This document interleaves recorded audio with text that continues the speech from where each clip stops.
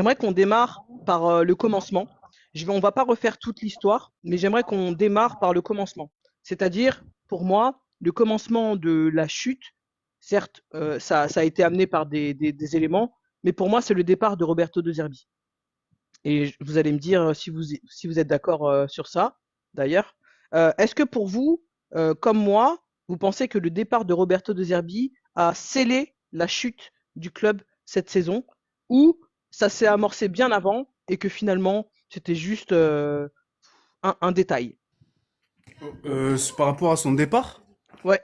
Qu'est-ce qu'il nous a apporté? Est-ce que toi t'as aimé? Pas grave, Est-ce que vas-y. toi t'as aimé ce qu'il nous a apporté? Et est-ce que pour toi son départ a scellé la fin de tout, du projet, de tout ce qu'on avait mis en place?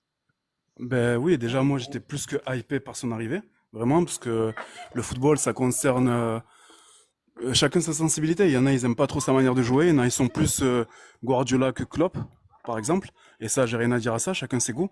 Mais moi pour le coup De Zerbi c'est vraiment un football qui me parle. Et j'étais vraiment hypé par le fait qu'il vienne chez nous, le fameux projet de 3 ans, enfin donner du temps à un coach de façonner son équipe, de faire grandir et tout, etc. C'est quelqu'un qui avait l'habitude de travailler avec les jeunes, de faire du football offensif, de valoriser les joueurs. Donc il y avait tout était réuni. Mais malheureusement, il y a un argument qu'on n'a pas pris en compte, c'est la pression marseillaise. Il a fait des choses que j'ai pas trop compris certaines fois, mais après ouais, la pression elle a tué et bien sûr que le fait qu'ils partent, moi j'ai compris que malheureusement, à Marseille, un projet de Ne plus de restera pas. 2 ans ne marchera pas.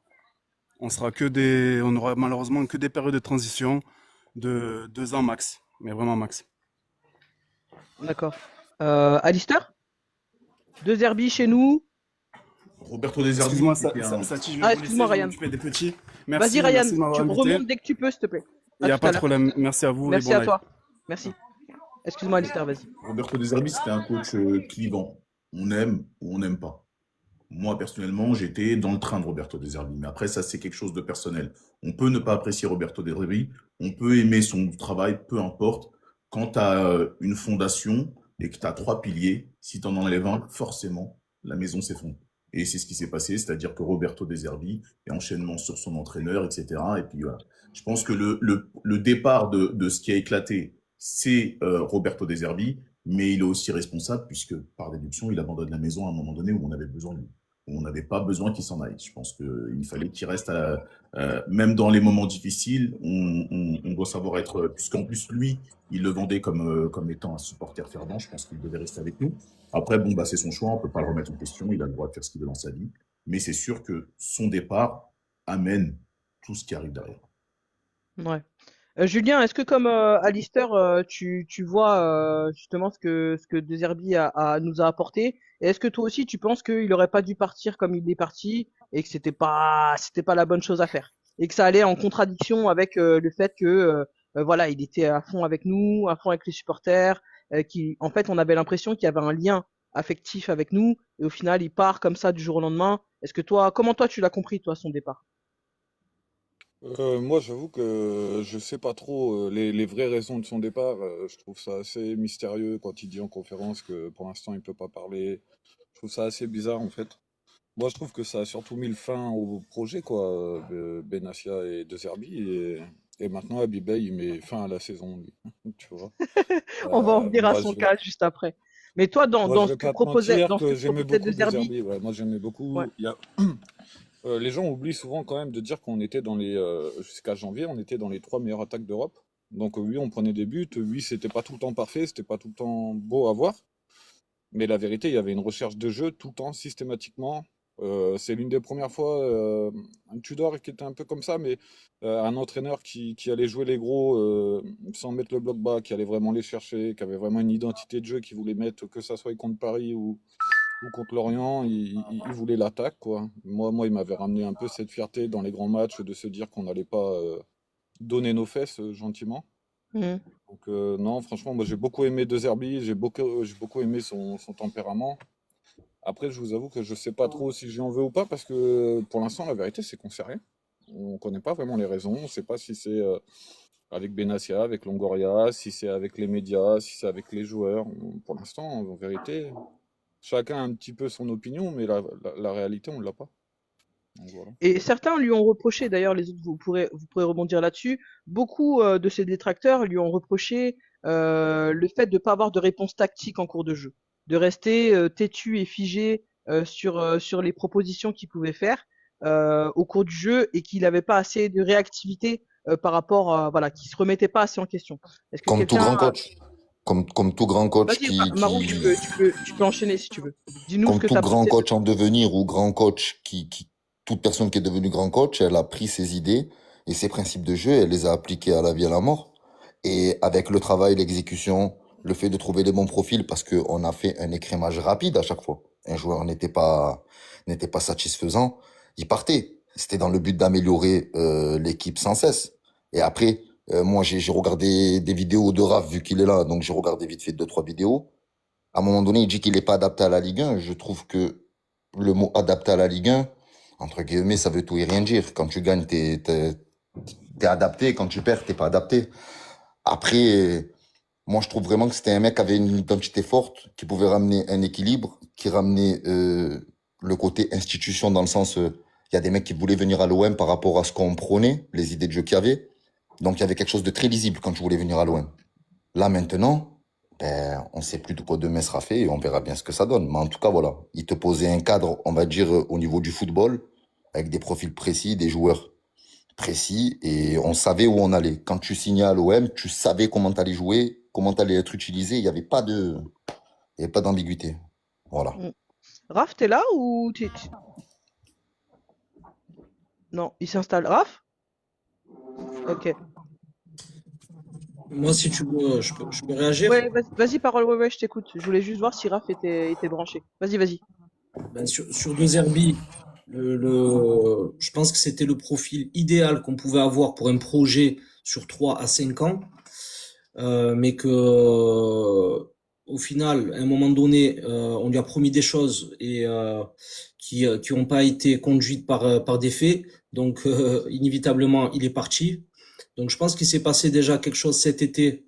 Euh, et que déjà on a entamé avec lui la saison et je l'ai trouvé très tendu au début de saison. Ça a fait que s'accentuer le long de la saison et nous l'impatience qu'on a aussi en tant que supporter et c'est là où c'est qu'on a un travail à faire, c'est que au final on se saborde tous un petit peu, autant eux que nous et on ne laisse pas la place aux gens pour travailler tranquillement parce que il avait une identité de jeu. Je pense que on l'aime ou on l'aime pas mais pour pouvoir réussir avec son identité de jeu qu'il avait, il faut du temps. Et il faut que tu aies les joueurs pour pouvoir jouer le jeu que tu veux. Et c'est surtout ça qui a posé problème. Donc certes, certains joueurs sont venus pour lui, mais je pense que ses attentes euh, n'étaient pas satisfaites. Et on n'a pas vu l'entièreté des Herbiball, je pense. Donc déçu de son départ, je lui en veux pas parce que quand on te vend un projet, mais que derrière tu n'as pas la continuité, que tu veuilles partir, c'est compréhensible. Je pense qu'il s'est passé quelque chose au mercato d'hiver qui a fait que ça a accéléré son départ. Et donc extrêmement déçu. Et pour tous les anti-Deserbi, moi j'étais critique sur certains choix en début de match, etc. Mais ça, on reste dans l'analyse. Mais aujourd'hui, on voit ce que ça donne sur le terrain. Donc, Merci. extrêmement déçu. Merci, parole. Merci. On va en venir à Bey, hein, juste après, bien sûr. On va passer du coq à l'âne, si j'ai envie de dire. Barbara, dis-nous, avant que. Thaïs, ça le fait rire.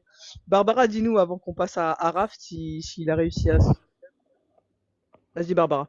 T'es mutée, Barbara. Ouais, non, en fait, j'aurais aimé le voir sur une 3e année parce que le but, c'était qu'il peaufine son équipe, qu'on garde les éléments qui auraient été essentiels cette année et agrémenter encore avec des joueurs qui sont faits pour lui et peaufiner l'équipe au final. Force est de constater que Ryan l'a dit, je suis assez d'accord avec ça, c'est compliqué à l'Olympique de Marseille d'être dans la durée d'un projet. J'espère qu'on pourra l'être un jour, mais il y a toujours cet environnement qui est assez nocif. Mais l'environnement, je prends ça globalement, hein, ça peut être surtout des journaux sportifs, même nous, supporters, on devient nocif des fois avec nos publications, nos lives, on va pas forcément chercher la vérité. Et puis, je pense qu'on ne sait pas tout parce que personne travaille à l'Olympique de Marseille. Donc, il y a forcément eu ce départ. Je peux pas croire que c'est d'un coup lui qui claque la porte comme ça. Je pense qu'il y a des trucs qu'on ne sait pas. Moi, j'en veux essentiellement là, maintenant, à l'instant T, maintenant qu'on a vu tout ça, à McCourt, plus qu'aux autres. Mais je pense que c'est un tout. Voilà. Et on verra bien où. À quelle sauce on va être Ouais, c'est ça. mangé. Mais plutôt Euh, négatif, quoi. Raph, que Raph rebondisse là-dessus parce que moi je me rappelle, il nous a mis en fusion avec Barbara et tout sur le sujet de Ouais, Zerbi. ben, On lui a envoyé des messages et tout, on était là, mais qu'est-ce que ouais, tu dis, en fait, je te respecte beaucoup, Raph, par rapport au contenu que tu as fait, tu as été, par rapport à ce que tu as construit. Mais je l'avais dit aussi à Alistair, passé un moment, on en avait parlé au tout début que j'ai commencé TikTok. En fait, je juge pas ce que certains influenceurs pensent de l'OM. Je vais pas juger, je suis personne pour juger. Chaque supporter a des avis différents. Et même si le supporter n'est pas d'accord avec moi, son avis est autant bon que le mien. Sauf que quand je pense que quand on a une certaine influence avec où on touche beaucoup de supporters, je pense qu'on doit être, quand on dit quelque chose, on doit être mesuré. Parce que beaucoup de gens écoutent et ne vont pas forcément avoir l'esprit critique ou l'esprit d'analyse que toi tu peux avoir, Raph, ou que Alistair peut avoir, ou que Marou peut avoir, parce que lui c'est un bon tacticien. Donc c'était plutôt ça que je trouvais dur. J'avais l'impression dernièrement, surtout pour De Zerbi, que les influenceurs OM, je cite personne, hein, c'est en globalité, qui étaient devenus presque aussi nocifs que les journalistes parisiens comme RMC et comme l'équipe et tout. Donc, à un moment donné, vers le mois de février, je vous en ai beaucoup voulu. Après, maintenant, quand on regarde vraiment où on en est réellement à l'heure d'aujourd'hui, je pense que c'est pas à cause de ça que De Zerbi est parti. Je pense qu'il y a quelque chose qu'on ne sait pas. J'en veux plus à l'institution, à Longoria et Benassia d'avoir créé une équipe qui a plus de caractère. Ils ont aseptisé l'équipe à force d'enlever des joueurs à fort caractère. On va peut-être le laisser. Et j'en veux à McCourt d'avoir, je pense, mis un terme au projet, lui. Enfin, c'est ce que je pense. On va peut-être laisser Raph justement répondre là-dessus et puis parler de plus précisément de De Zerbi. Ouais. Vas-y. Dernière tentative. Ça passe ou pas là? Ça va. Correct. Tendez l'oreille dans le chat. Ouais, je suis désolé. Un prochain coup, on fera différemment. Désolé. Non, t'inquiète pas. Oui, pour répondre à Barbara, elle me connaît. On a déjà échangé à un moment en privé. Elle sait que je suis un supporter très tranché. Moi, j'aime l'OM avant le foot. Je le cache pas. C'est ce club qui me fait vibrer avant tout. C'est ce stade Vélodrome. Et j'ai grandi avec l'OM, avec ses crises, ses états d'âme, ses épopées européennes, cette série Dallas un peu qu'on vit avec ce club. Et forcément, dans une période négative, j'ai connu ce stade Vélodrome très exigeant dans les années 2000, même bien plus que maintenant. Alors maintenant, on est dans une ère des réseaux sociaux où dans n'importe quelle communauté importante, que ce soit à Paris, à Barcelone, au Real Madrid, forcément, il y a ce qu'on appelle les influenceurs, des créateurs de contenu, qui sont un peu des contre-pouvoirs maintenant. Et je suis d'accord, c'est nocif d'une certaine façon parce que ça apporte du grain à moudre, bien sûr, aux médias et ça amène une pression au club. Après, c'est facile à dire quelque part, Barbara, toi-même tu le sais très bien, parce que je suis un supporter qui vit pour ce club comme vous tous.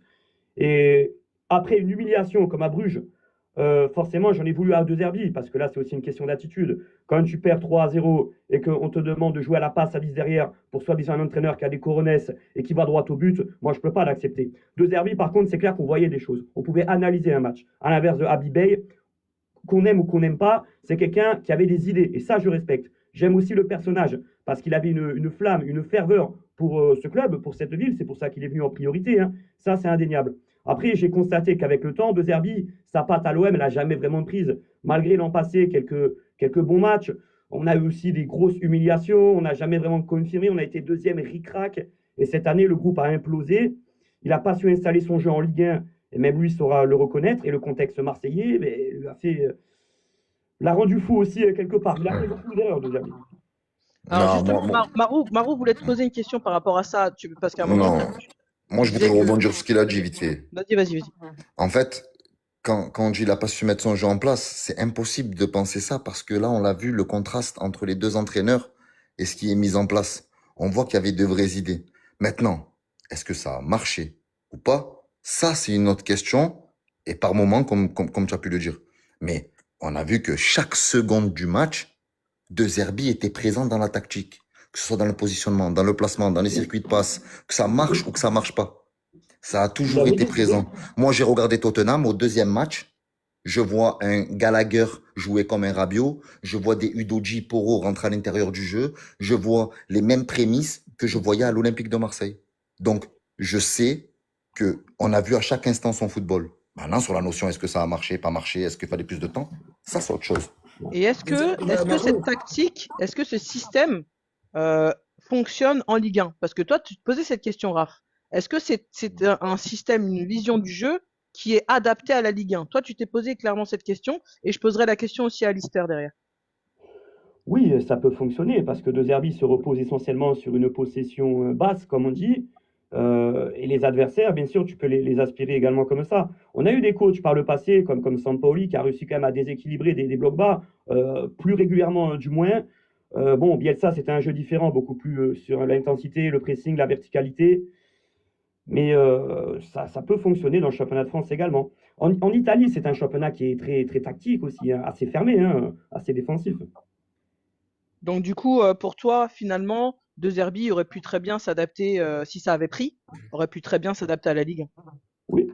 Oui. Ok, Mais super. c'est d'autant plus que cette année, juste pour finir, pour clôturer sur ça, il a clairement créé un effectif. Bon, il a eu 9 blessés, donc faire des compos constamment, c'est logique et tous les clubs d'Europe font ça. Les seules équipes qu'ils ont alignées 2 fois un 11 identique, c'est le Bayern et Arsenal. Et je dis juste 2 fois, ça n'a pas été 3.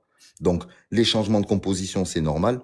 Mais surtout, il a créé un effectif avant les blessés pour jouer la Ligue des Champions d'une manière et la Ligue 1 d'une autre manière parce qu'il avait plus ou moins compris quand même qu'il fallait être un petit peu plus malléable sur la manière de jouer. Peut-être jouer voilà, constamment à 3 en Ligue 1, c'était plus adéquat pour lui, d'après ce que j'ai vu. Parce que Medina, c'était un joueur pour la Ligue 1, on est bien d'accord. Oui. Mais qui voulait quand même adapter. Voilà. Je pense que s'il avait pu l'utiliser aussi en LDC, il l'aurait fait. Bon, les gars, on va passer à l'après, c'est-à-dire ce qui nous attend aujourd'hui. Ce qui nous attend aujourd'hui après le départ de Zerbi, pour l'instant, c'est Bey. Moi, j'ai entendu dire que, et certains l'ont dit sur ce panel, oui, parole, on t'entend pas. Excusez-moi. Ouais. Si je peux réagir Oui, oui, rapidement. vas-y, parole. Un entraîneur comme De Zerbi, combien il est resté de temps? 1 an et demi? Ouais, 1 an et demi. Vous pensez que le jeu qu'il veut donner à son équipe en 1 an et demi, on peut voir le rendu en 1 an et demi? Ça demande énormément de temps. Si vous regardez la Masia, le temps d'avoir leur système de jeu à la Cruyff, combien d'années ils ont pu mettre pour avoir une identité de jeu? Mais nous, on veut juger des gens sur 1 an et demi. C'est très compliqué, ce système de jeu-là. Il lui faut du temps et il faut surtout des joueurs qui sont capables de s'adapter à ce système. Donc, il faut que nous, je pense, hein, c'est mon avis, hein, il faut qu'on soit patient, qu'on laisse les gens travailler. Et surtout, moi, j'en veux, comme disait Barbara, à ma courte, parce que quand tu prends un coach comme ça, derrière, il lui faut des moyens. Il faut que tu puisses lui donner les joueurs qui sont capables de jouer son jeu. Donc, on a manqué de temps et de moyens pour pouvoir voir le vrai Desert Ball. Et vous verrez qu'en Angleterre, là, avec des moyens considérables, je pense qu'on le verra beaucoup plus. Et après, il y aura encore des regrets dans 1 an, 2 ans. Vous direz oui, ben on l'avait et regardez ce qu'il fait ailleurs. Faut que Mais nous, beaucoup disent qu'il les a eus, les joueurs qu'il voulait. avec les moyens qu'il avait, que C'était l'OM proportionnel, et oui. avait. Bien Voilà. sûr, ce qu'il dit, parole, c'est que lui, si demain tu lui dis qu'est-ce que je veux, il va te dire je veux un joueur à 80 à gauche, je veux un joueur à 50 au milieu, je veux un joueur à 70 à droite. Mais là, il arrive à l'OM, il va s'adapter, il va prendre des profils qui sont adaptés à ce qu'il veut mettre en place, mais avec le budget qui le remplace. Mais de toute façon, c'était voué d'avance, de toute façon. De Zerbi était, malheureusement, c'est très grave, hein, mais il était plus grand que l'OM. On parlait plus de Zerbi que de l'OM. Dès qu'il y avait un problème, c'était lui. Dès qu'il y avait A, c'était lui. Dès qu'il y avait B, c'était lui. Donc, il était trop grand pour ce club. Enfin, lui. Et nous, de toute façon, comme je le dis, on va ramener Guardiola à Haaland. Dans 3 mois, on va me dire ils sont surcotés, c'est des quiches. Donc c'est très compliqué le Est-ce Olympique de que tout le Marseille. monde C'est une ici sur dinguerie. le panel pense que De Zerbi était trop grand pour l'OM? Non, je suis pas d'accord, moi. Trop grand pour Alistair? l'OM, non. Moi Alistair? aussi, je pense pas qu'il était trop grand Non, pour moi non l'OM. plus, mais en fait, je pense qu'il voulait pas dire ça, Ouais, c'est Maro. pas ça qu'il voulait dire. C'est pas dans ce sens-là. Ah, C'est je veux vraiment... complètement dire qu'il était plus grand Si, que si, l'OM. Non, mais si, pas, si. pas dans le sens Ah, trophée, Maro, en fait. Est-ce que tu voulais pas Non, mais on proposer... parlait pas d'histoire, les frères. Voilà, Parlez là, à c'est ça. l'instant précis, ce que tu es, ce C'est qu'il ça. est, tu es en dessous de lui. Parce que lui, aspirer à au-dessus, il ne l'a pas fait. Parce que, voilà, ses convictions personnelles, si vous avez lu sa biographie, vous comprenez son délire. Il vient ici, ok, pas de souci, mais il a une hype supérieure à celle de l'Olympique de Marseille. Les joueurs viennent à l'Olympique de Marseille à cause de De Zerbi. Il y a une Pour lui. défaite, c'est à cause de lui. Il y a une victoire, c'est pas grâce à lui. Il y a un truc, voilà. Après, il a le record de défaites à l'OM, mais il a pas de match nul. Donc du coup, c'est normal. C'est soit tu gagnes, soit tu perds avec lui. Il a amené du spectacle. Bref, moi, je trouve vraiment que c'était le personnage central d'une équipe lambda. Et c'était très compliqué à gérer. Lui était plus grand. On se faisait regarder en Angleterre parce qu'il était là. Les gens avaient de l'attrait pour l'OM parce qu'il était là. Mais Il a ouvert justement, les frontières à l'OM. Donc c'est lui. Il était plus grand que l'OM. Il Là, arrivait dans le mauvais timing. Marou, il parle pas des supporters marseillais, parce qu'en non, fait, Non. on sait. voilà, Oui, il faut oui. bien faire la différence. Il parle du Non, non. monde du football.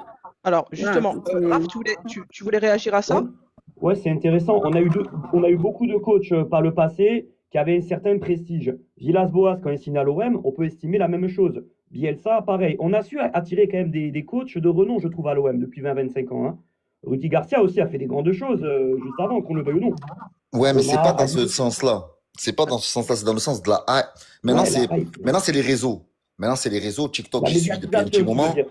Voilà. Et à ce niveau-là, je trouve vraiment que tout était centré sur lui. Si tu préfères, au-delà de dire plus grand, pas plus grand, tout était centré sur lui. Et Il ça, c'est pas avait bon. toute la pression Ça, sur c'est les pas bon. épaules. Et c'était lui le problème, quoi. Dans Voilà. le bon et le mauvais. Quand Ouais, ça ouais. marchait bien, il avait une hype disproportionnée. Quand ça marchait au début, les gens, ils le montaient. Je rappelle Ouais, le mois d'août 2024. moi, j'étais au stade et je peux garantir, et Barbara, elle peut le dire, que très rapidement, l'agacement du redoublement de passes, des passes en retrait, il s'est fait sentir dans les tribunes, Exactement. même s'il n'y a pas eu de revendication concrète. Mais j'ai vu des passes en retrait où les gens ont sifflé d'un coup. Ah, c'est bon, j'en ai marre des passes en retrait. Voilà, donc je trouve quand même que oui, il avait un style de jeu clivant, tout ça, mais je trouve vraiment que oui, c'était le personnage central de tout ce qui pouvait se passer. Et je pense que c'était la mauvaise chose à faire. Il a pris tout sur les épaules. Benassia dit qu'il a essayé d'emmagasiner, il a rien pris. Il a rien pris. Lui, ça a toujours été le bon gars. Là, il arrive. Il a failli se faire, il est parti, il est revenu. De Zerbi, il a dit Mehdi Benassia se barre, je me barre. Il est toujours resté droit dans ses bottes. Il a jamais changé de braquet. L'autre, il revient. Après, il se permet de parler des joueurs et de dire qu'ils ont pas de ci, pas de ça. Mais il y a 2 mois, t'étais plus là, toi, en gros. Je suis complètement Bref. d'accord avec ce que tu viens de dire. Mais complètement. N'hésitez pas, hein, Alistair, n'hésite pas, hein, si tu veux Ouais, non, t'inquiète pas, intervenir. Il y a aussi quelque chose, moi, que je me demande, qui est revenu souvent par rapport à De Zerbi, et après on passera à autre chose, mais c'est sur sa gestion du vestiaire. Est-ce qu'il n'y a pas des choses quand même qu'on peut remonter qui n'ont pas été dans le bon sens par rapport à sa gestion, notamment Rabiot, Murillo, on a entendu quand même, voilà, est-ce que ça n'a pas créé des distensions avec le groupe par rapport à sa gestion du vestiaire? Le fait qu'il boude sur le terrain, qu'il décide de trop pas les dans l'émotion. entraîner. C'est un entraîneur qui a son caractère, donc forcément ça crée des tensions. Mais est-ce que vous pensez que Pep Guardiola n'a pas des tensions avec certains de ses joueurs? Est-ce que vous pensez que l'entraîneur de l'Atlético n'a pas des tensions avec ça fait partie du monde du football, j'ai l'impression. Après, honnêtement, Roberto De Zerbi, son système, est-ce qu'il est adapté à la Ligue 1? Bien sûr qu'on s'en fiche en fait. Le truc c'est que il faut qu'il trouve les joueurs qui s'adaptent à son système et pas à s'adapter à la Ligue 1. Et s'il trouve des joueurs capables de s'adapter à son système, il peut jouer en Serie A, en Première Ligue et où il veut. Maintenant, dans le recrutement des joueurs, je pense qu'il y a participé quand même, puisque même si effectivement l'OM n'a pas les moyens d'un club comme Tottenham ou comme Manchester City, à un moment donné, il était là dans le recrutement. Il sait où est-ce qu'il a mis les pieds, hein. C'est pas comme si qu'on lui avait vendu tiens, j'ai 40 milliards à te donner sur la table.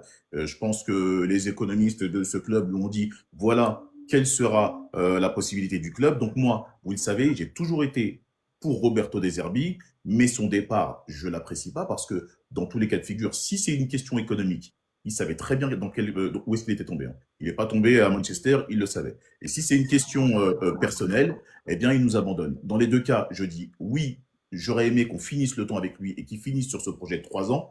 Par contre, je suis déçu qu'il soit parti avant son projet pour la simple et bonne raison que je pense que tu abandonnes tout un club.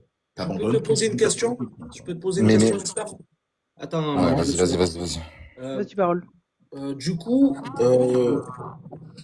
si toi tu signes un contrat avec la radio, on te dit, je vais te donner du matos, des lumières partout derrière toi, un micro, dernier cri, dernier cri. Je vais te donner le matériel de quoi pouvoir faire un podcast de qualité. Mais que tu te rends compte qu'en fait, ton micro, il marche pas, que tu as une chaise, elle est bancale, on te voit à travers comme ça. Au bout d'un moment, tu vas quand même, et que les conditions sont plus réunies, tu vas casser ton contrat, tu vas partir. Je crois pas, parce que tu veux que je dise pourquoi? Parce que quand il est arrivé, excuse-moi, je pensais que le mercato qui a été fait l'été dernier, il n'était pas à la hauteur de ce que vaut Marseille. C'est-à-dire que quand tu vois Rabiot qui arrive, quand tu vois... Il est à la hauteur. Non, mais je parle pas de ça.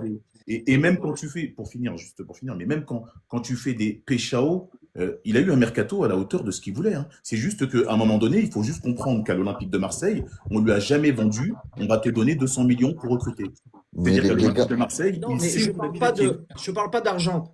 Regarde, si tu regardes les joueurs qui viennent cet hiver, ils ont zéro, ils ont pas du tout le profil de ce qu'ils demandaient.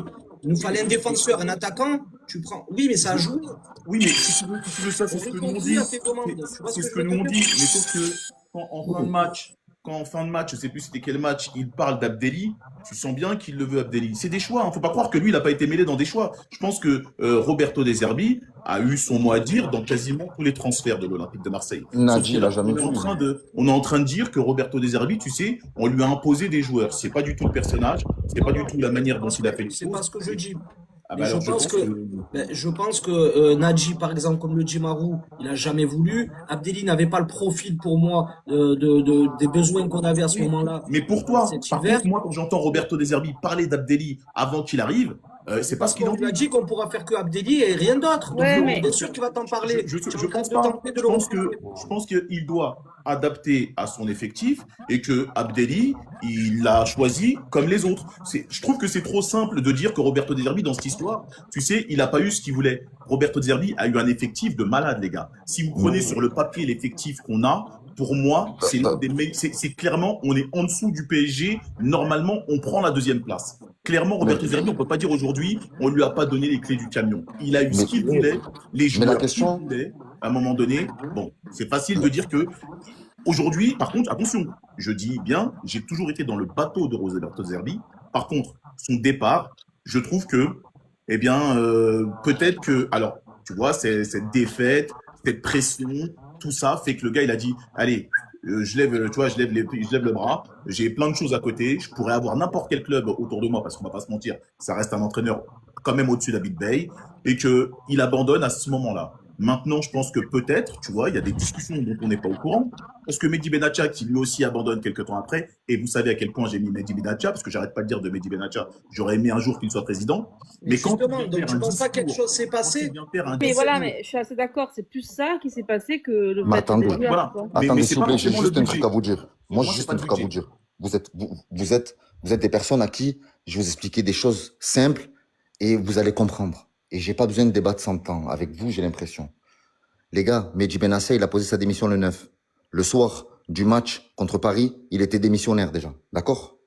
Roberto De Zerbi, en conférence de presse, a toujours dit que si Benatia partait, il partirait. Exactement. Benatia a officialisé le 14 et le 15.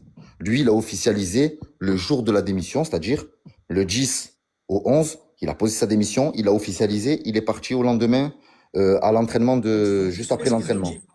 Il est parti. L'autre, il est parti, il l'a toujours dit. Donc moi, je comprends pas pourquoi on dit « Ah, mais je comprends pas pourquoi il part. » Il vient, il te pose les bases. Moi, demain, je viens, je te dis « Je travaille chez toi, mais si lui, il part, je pars. » Si demain, je pars, ne te pose pas de questions. Je t'ai expliqué. Il est parti, je pars. Donc, c'était carré. Il s'était lié. L'autre, il est revenu parce que à Boston, ils ont préféré le garder à lui par rapport à Longoria, parce qu'il est plus rentable, tout ce que vous voulez. En plus, c'est lui qui a fait venir les joueurs. Donc, pour les faire partir, je pense que c'est plus facile dans la communication. Derrière, on a compris qu'Anjouan il partait. Fin du game. Il n'y a rien de plus. J'ai l'impression qu'il y a juste que Encham, vous vous rappelez sous Villas-Boas? Encham, il vient, il a dit non, ciao. Nadji, il arrive, il était en tribune tout le long du mandat de De Zerbi à partir du moment où il est arrivé. Il a fait une allusion en conférence de presse, il a dit il manquerait plus que je fasse rentrer Nadji au lieu de Nadir. Il se moquait tellement. Je vous le dis. Raph, qu'est-ce que merci Marou.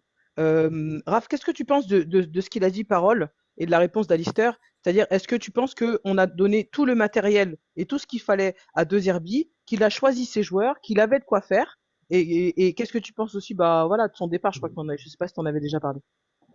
Ouais, la réponse me paraît évidente. De Zerbi a quand même eu les moyens de ses ambitions, c'est-à-dire au moins de finir sur le podium de Ligue 1. On sous-performait sous De Zerbi cette saison, que ce soit même en Coupe d'Europe et en championnat dans le contenu. Effectivement, on a beaucoup dépensé sur les 3 mercatos avec lui. Donc je veux bien que il faut des joueurs adaptés à lui, mais bon, ces joueurs-là, il les a choisis. Il était main dans la main avec Benassia. Je vois pas. Et justement, ce qui s'est passé après, c'est que Benassia a posé sa démission après le départ de De Zerbi, ce qui prouve bien que les deux étaient liés, qu'il n'y avait pas de désaccord, quoi. Donc oui, pour moi. Benassia a posé Non, sa... c'est En fait, Benassia a c'est pas d'abord ça. posé sa démission. Non, attends, Parole. Benassia, Vas-y, Barbara. quand tu lis, Raph, la lettre de démission, elle est datée du 9. Donc, elle est datée avant. Après, il l'officialise après que De Zerbi soit parti. Mais quand il la pose sur Insta, elle est datée bien avant que De Zerbi donne sa démission. C'est ce que disait Marou, en fait. Mais la communication entre deux, elle a dû se faire avant en même temps, quoi, si tu veux. Je pense que. Tu vois, c'est pour ça que Marou, à juste titre, je suis assez d'accord sur ça. Quand je disais, je pense pas que ce soit le mercato qui a fait que De Zerbi s'en aille, c'est dans le sens où il avait déjà plusieurs reprises dans les médias, qu'il avait lié le fait qu'il reste à Benassia et Longoria parce que c'est eux qui l'avaient fait venir pour un projet. À partir du moment où il voit la lettre de Benassia qui est en plus postée sur Instagram, le mec, voilà. Ouais, mais ça, justement, est-ce que c'est professionnel, ça? Est-ce qu'on peut se poser la question? Si je peux me permettre, je pense que tu sais, il l'a pas découvert sur Instagram, sa lettre de démission. Entre eux, ils se parlent dans la communication. Ça veut dire que Roberto De Zerbi savait que Benassia allait partir. Benassia savait que Roberto De Zerbi allait déposer sa démission. Et crois-moi que tout ce monde, si tu veux, nous, acteurs extérieurs de tout ça, on l'a découvert sur Instagram. Lui, il ne l'a pas découvert sur Instagram, Roberto. Bien sûr. Non, mais ça, c'est dans le sens où il lui a dit. Dans tous les cas, le projet était fini du moment où un des 3 posait sa démission. Voilà. Ils nous l'ont annoncé. Donc, en fait, ils ont juste fait ce qu'ils nous ont dit pendant 6 mois. Désolé, Raph, je t'ai coupé parce que c'était pas... Mais par contre, moi, je suis pas d'accord avec la question de l'effectif. C'est pas parce qu'il a validé des joueurs que c'est Julien. le premier choix. Faut arrêter avec ça. Il a même dit lui-même que le milieu de terrain qu'il voulait, c'était Stindl, le petit de Stuttgart. Il a dit aussi de base que c'était Mitoma. Les gars, il a validé, ok, parce que c'est l'entraîneur, mais c'est pas ses premiers choix. Les gars, vous êtes à Marseille, il n'y a pas l'oseille de la première ligue, t'as pas la possibilité de prendre des premiers choix. Il faut arrêter de dire qu'il a eu l'effectif, qu'il a eu vraiment ce qu'il voulait, c'est pas vrai. C'est que Roberto De Zerbi, quand il a signé dans le club, on lui a signé, c'est-à-dire qu'il n'y a pas une signature qui se fait sans qu'ils connaissent le projet. J'ai l'impression qu'il est arrivé du genre. J'ai dit quoi? J'ai dit qu'il les avait validés. Je vois pas ce qu'il y a de pas bon dans ce que j'ai dit. Il savait ce que je veux dire, c'était il savait financièrement ce à quoi il pouvait aller jouer. C'est-à-dire que dans sa tête, il s'est pas dit je vais aller prendre un Haaland quand je sais que j'ai le budget donc techniquement, il savait ce qu'il pouvait faire. Ouais, mais c'est pas ce que je dis. C'est pas ce que je dis, c'est parce que quand. Termine, Julien. Je peux pas faire 2 phrases. Non, mais Julien, parce que... Excusez-moi. À la base, j'ai quand même coupé Raph dans son analyse à la base. Vas-y, Julien. Bah oui. Vas-y. Ça fait 20 minutes. Vas-y, Julien, vas-y. Non, sinon vous renchaînez. Non, moi, j'ai pas dit qu'il n'avait pas eu les joueurs qu'il voulait. Il a validé les joueurs qu'il a eu. Mais quand j'entends, il a eu l'effectif qu'il voulait, il avait un effectif largement au-dessus de la Ligue 1, blablabla. Pour moi, c'est des conneries. Quand tu regardes l'effectif complet, si pour toi, c'est un effectif qui est largement au-dessus de Lille, de Monaco, le problème des supporters de l'OM, c'est qu'ils se voient beaucoup trop beaux. C'est comme quand j'entends dire le match de Bruges. Mais quand tu penses, tu vois que ça faisait 2-3 ans que tu n'avais pas été en Ligue des Champions et que tu regardes ce qu'on fait dans les derniers parcours, que tu penses que tu vas aller à Bruges, qui jouent eux aussi leur qualification, et que tu vas aller te balader chez eux, Mais les gars, c'est qu'à un moment, il faut suivre le football. Bruges, ça a déjà gagné Arsenal, ça a déjà gagné Manchester City, ça a déjà gagné des grands clubs. Et dans les 5-6 dernières années, allez voir un peu Bruges, ce que ça fait en Ligue des Champions. Et il faut arrêter de se voir plus beau qu'on l'est. Il faut vraiment arrêter de se voir plus beau qu'on Moi, l'est. je vais juste vous poser une petite question, Jus. Est-ce que tu trouves que le mercato de cet hiver, il répondait aux besoins de l'effectif? Mais le mercato de cet hiver, on a compris, et je pense que la bascule a se fait là aussi. Les autres mercatos, il a quand même eu des arrivées de premier choix. Mais quand tu regardes le mercato d'hiver, on a bien compris, tu fais un écrémage, tu essayes de récupérer des sous, et tu achètes des joueurs à 3-4 millions, tu achètes Abdelli à 3 millions, tu achètes Nadia à 5 millions. Tu vas acheter, allez, le bon coup que tu as fait, c'est Timber, on va pas se mentir. Mais la vérité, c'est quoi? C'est que tu as vendu tous tes petits jeunes, tu as essayé de dégraisser un maximum. Et la preuve, regarde, tu finis ta saison, tu n'as que 2 attaquants. Exactement. On va laisser Raph T'as fait poursuivre partir sur Murillo, son... t'as pas remplacé. Donc, me dites pas que Raph, l'effectif, il est bon. Raph poursuivre ou répondre par rapport à ce que Julien vient de lui dire. Et ensuite, on va accueillir Trafalgar et Seba. Raph, est-ce que tu avais quelque chose à rajouter là-dessus? Est-ce que tu veux rebondir sur cette histoire d'effectif? Bon, sur le mercato d'hiver, c'est clair, c'était un mercato d'accompagnement, hein, c'est ça un mercato hivernal, hein. Déjà, De Zerbi, il y a eu pas mal d'éléments cet été encore une fois. Et si on prend en compte les 20 dernières années, l'effectif de l'OM cette saison, il fait partie des 3 meilleurs qu'on a eu sur les 20 dernières années. Après, par rapport à nos concurrents en Ligue 1, je suis désolé. Tu regardes l'effectif de Monaco, de Lille, de Lyon, de Lens, c'est une anomalie que l'OM soit au coude à coude avec ces clubs-là. Que ce soit en termes de qualité, de quantité. On a sous-performé cette saison. Non, mais c'est pas survendre l'OM, les gars, hein. Des mecs comme Wea, Emerson, des mecs qui ont un certain statut, qui ont quand même une belle petite carrière. Comment vous expliquer que dans ce format Ligue des Champions, des clubs comme Brest, comme Monaco, des clubs de seconde zone, de championnat mineur, arrivent à passer le premier tour? C'est pas être exigeant de demander au moins de passer le premier tour. Encore une fois, Villarreal, Naples ne l'a pas passé. Non, mais effectivement, il y a des équipes qui ne l'ont pas passé. Mais par contre, quand tu regardes l'effectif de l'OM, début d'année, vous le mettez sur le papier, on oublie la saison qu'on vient de faire. Hein. Oubliez la saison que vous venez de faire. Tu prends l'OM sur le papier, là, aujourd'hui, et tu prends Monaco, Lyon. Si tu me dis pas que tu places pas l'OM derrière le Paris Saint-Germain. C'est-à-dire que tu mets Paris, l'OM et les autres. On a Heusberg.